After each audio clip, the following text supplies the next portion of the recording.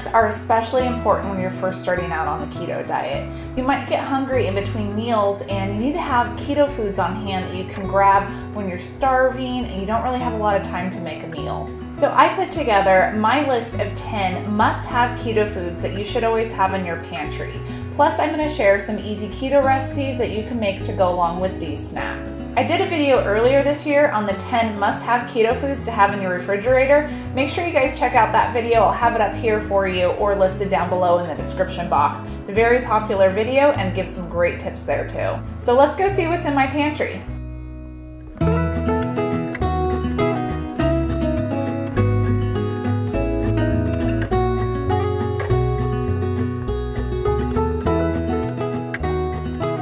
The number one snack that I always have in my pantry is bone broth. And I know that probably sounds a little weird, but it actually is something that I like to consume daily. It's a great snack to have in between meals because it's low calorie, and depending on what kind you get, there's virtually no carbs in them. It has just a little bit of protein and sometimes a little bit of fat, and it's completely satisfying. Bone broth is filled with muscle building and gut repairing amino acids. It has collagen in it and lots of minerals too. So I know my body is getting additional nutrition with every single sip. And like I mentioned before, it's satisfying. It tastes like chicken noodle soup, but without the noodles. You can get broth that's shelf stable in the cartons or the bags, or you can get them in little convenient pouches. See, these are great for on the go. Like I like to just grab a pouch and bring it with me to work, and then I can have bone broth just in between my lunch and when I leave for work. My favorite packaged bone broth is by Bare Bones Broth. Their broth is made from organic, pasture-raised animals without use of any antibiotics. So you're always going to get high quality broth from them. They have the best flavors and they come in different varieties too. Like there's chicken and beef, turkey. They have different flavors like a rosemary lemon that's really, really good. And I'll have their information linked down below if you're interested in Bare Bones broth. And one of my tips for when you're feeling a little under the weather is just to make some bone broth. That's why I love having these convenient pouches on hand. So when I don't feel very good, I can just heat some up with a little bit of butter, like a tablespoon or two of butter, add some salt in there, even a splash of heavy cream, and it tastes like creamy chicken noodle soup without the chicken and the noodles. And it's just a great option when you're not feeling good and you don't have time or don't really have the energy to make much of anything. This is something that you can have, you can sip on, it keeps you warm and gives you that extra nutrition to help you heal. Unless you hate seafood, you probably already have this snack in your pantry, and that's tuna fish. And tuna fish is an excellent snack and lunch option too. It's filled with lots of protein, omega-3 fatty acids, and plus some vitamins and minerals. You want to look for brands that say that the fish was caught with a pole and line and trolling method. Those are actually ones that are sustainably caught where they're not catching a bunch of dolphins or other fish, turtles, things like that. So if you're really conscious about that, make sure you try and find brands that use these methods. Like Wild Planet is a really good brand, or there's some other ones that say on the label that it was sustainably caught. And I'm going to share with you one of my favorite recipes for making tuna salad. This is really easy. It's something that I like to either snack on with some pork rinds or celery, or just take it to work with me. I take 1 can of tuna fish that's drained, add a tablespoon of minced up celery, a tablespoon of minced red onion, and if you want to get some of that crunch and onion flavor out of the onions, you can soak your onions in water for 5 minutes. 1 teaspoon of minced up parsley, 2 tablespoons of mayo, and I like to use the mayo that's avocado based, like Primal Kitchens makes this one. I got this one from Costco. If you use traditional mayo, you can, but it's just made with some oils that aren't necessarily healthy for you. 1 teaspoon of mustard, sprinkle in some ground pepper and a little squeeze of lemon, mix it all together, and it's the perfect, easy tuna salad.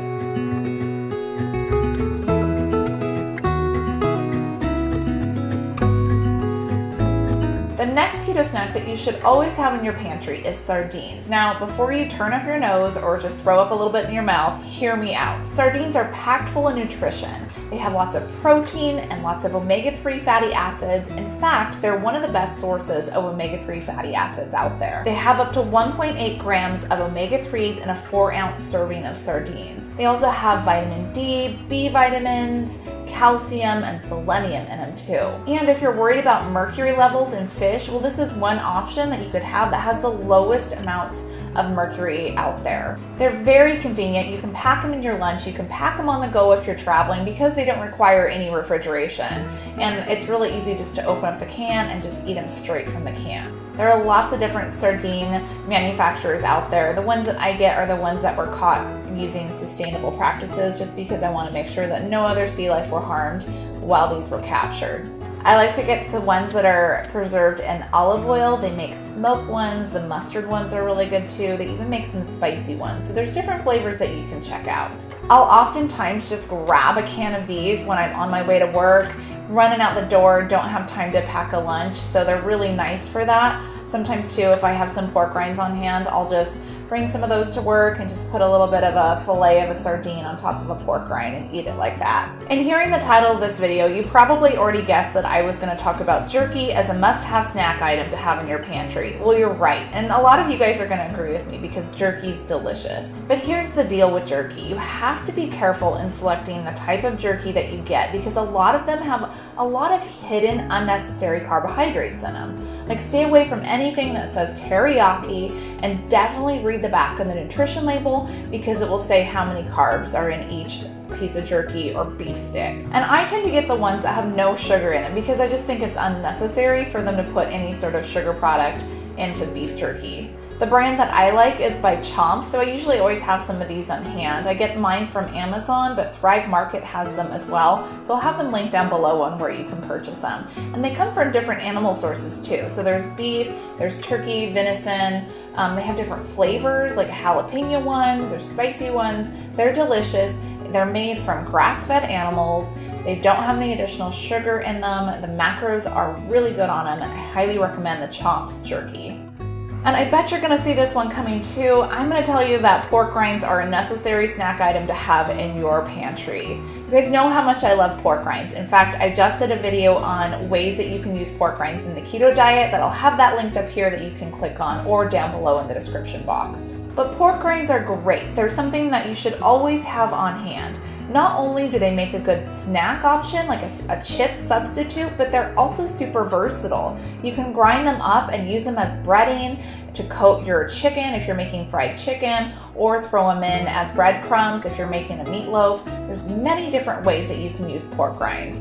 I also like to use them if I'm making like a sweet treat. So you can make keto puppy chow or Rice Krispie treats, and in that video I show you how to make those. They also come in a variety of flavors, and there's many brands out there that are really nutritious. Like, they're not made using unhealthy oils. They use pasture-raised animals without any antibiotics. So some of my favorite brands are like Epic Pork Rinds, 4505, there's Pork Cloud. All of those brands are really good pork rinds. You guys know how much I love Chalk Zero. Yes, I develop recipes for them. I'm their food photographer. I film videos for them, but I truly, truly love their products. In fact, you should check out their channel if you want some more keto sweet style recipes. I'll have that linked up here for you or down below in the description box. But their products are amazing. It's seriously the best keto chocolate I've ever had, and I would not endorse it if I did not love it. They also have pancake syrups and a line of chocolate chips out now, and they're coming out with really cool products in the future. But I always have some of their chocolate on hand inside my pantry. They're portion controlled. They come in a little portion controlled packet, just a tiny square. If you buy an entire bark of, one of their competitors, you're not tempted to eat the entire thing because really you're just only allowed like a small square of chocolate. It's a great option when you're craving some chocolate or just need a little bit of a sweet treat. Another keto snack option I always have on hand is some variety of nuts. I always have macadamia nuts, almonds, pecans. I'll occasionally have pili nuts on hand too.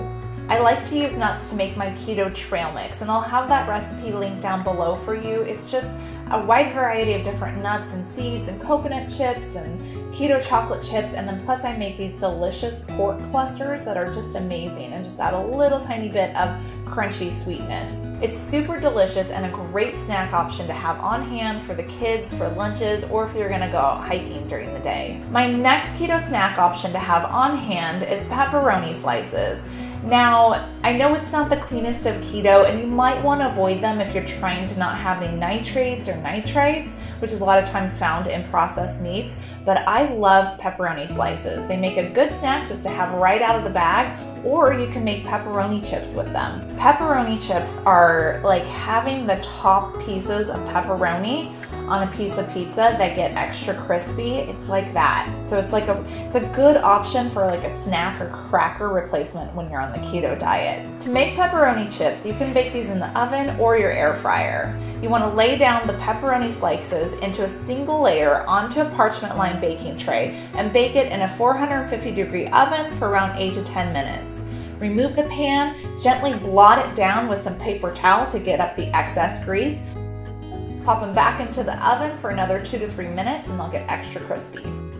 And like I said, if you want to cook these in the air fryer, it's similar temperature to make, it's just not going to take quite as long to make. But again, you're only going to, depending on how big your air fryer is, you're going to probably get less pepperoni chips made compared to if you put them on a large baking tray into the oven. Another keto snack option that you should have on hand in your pantry is nut butters. Now I know you can get carried away with nut butters. It's really hard just to have 1 or 2 tablespoons at a time, and they tend to be higher in carbohydrates, especially if you kind of go overboard and have like 1/4 of a cup or half a jar or the whole jar. Although there is an option out there, it's macadamia nut butter, and it's lower in carbs and higher in fat. It's super creamy, very delicious, although I don't always buy it because it's around $20 a jar. So I really kind of just save that for special occasions. The reason why I recommend having nut butters on hand is so that you can use it to make other snacks. So you can use it just the traditional, putting the nut butter on top of a piece of celery or even a pork rind and having it like that. It just gives a little bit of extra fat and protein to keep you satisfied until your next meal. Or one of my favorite things to do, this is when I'm craving chocolate and peanut butter, I'll take some of Chalk Zero's bark, like I like their almond bark, and just spread a little small layer of almond butter on top and then put another piece of the chocolate bar on top, and there you have a chocolate peanut butter sandwich or almond butter sandwich. It's delicious. So if you love Reese's peanut butter cups, you're gonna love this. Another keto snack that I usually have in my pantry is some sort of dehydrated cheese, like a cheese wisp or moon cheese. I just like these. I don't eat them all the time just because I try not to have too much dairy, and I kind of see this as more of like a cheat keto food. But I love to have these because they're perfect when I'm hungry and need something crunchy. I like to have them in salads too. Adds a little bit of crunch, almost like a crouton to a salad. So I think it's a good option to have on hand. I hope you guys enjoyed this video. Make sure you subscribe to my channel and hit that notification bell because I'm gonna have more videos like this coming out. I'm sure you guys wanna know what's in my freezer, plus I'm gonna have additional keto pantry must-have videos coming out.